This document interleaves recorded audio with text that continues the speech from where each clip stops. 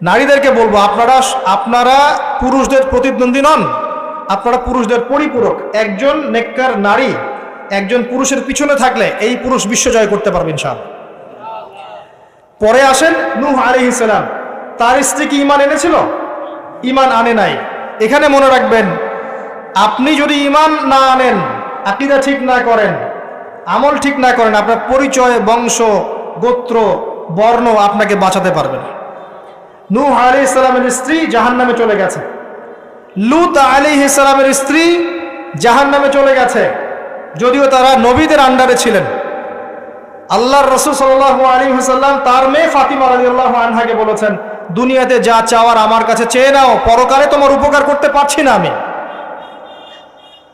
আর ফাতিমা রাদিয়াল্লাহু আনহা কেমন মানুষ ছিলেন আপনারা জানেন।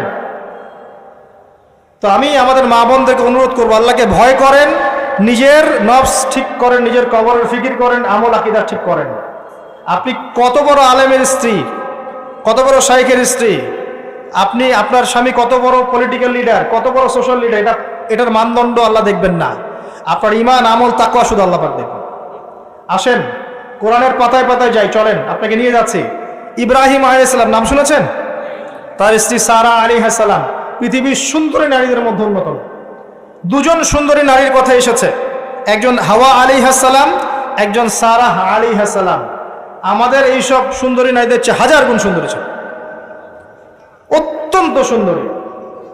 খেয়াল করে দেখবেন, এই যে ইব্রাহিম আলাইহিস সালামের বংশধর যারা, তাদের চেহারা এবং মানে সুরত কিন্তু অত্যন্ত সুন্দর।